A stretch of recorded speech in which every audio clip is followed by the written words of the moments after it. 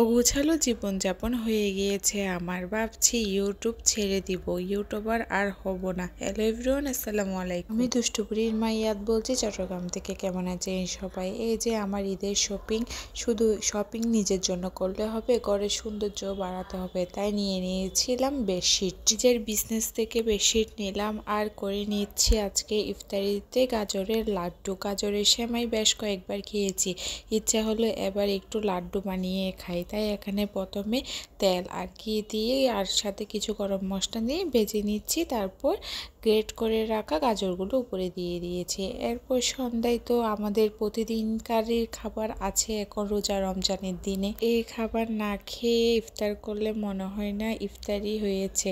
এখানে ছোলা বুট করে নিচ্ছি। এই যে শুরুতে বলেছি আপনাদেরকে ইউটিউব ছেড়ে দিব, ইউটিউবার আর হব না। কেন বলছি বলুন তো? কেন জানি না, এখন আর ভিডিও করতেই ভালো লাগছে না, কেমন জানি আলসি আলসি হয়ে গিয়েছে জীবনটা। ভালোই লাগে না, কোনো কিছু কাজেই মন বসে না। এই ভিডিও করব কিভাবে আমি নিজেই বুঝতে পারি না। আপনারা আমাকে সাহস দেন তো, আপনাদের সাহস আর উৎসাহে আমি এতে আরেকটু এগিয়ে যেতে পারি, ওই মন মানসিকতা হয় আমার। কেন ভেঙে পড়ছি বুঝতেছি না। আপনারা আমার জন্য দোয়া করবেন, আমার পাশে থাকবেন। আপনারা পাশে থাকলে হয়তো আমার মন আরও দৃঢ় হবে। আল্লাহ হাফেজ।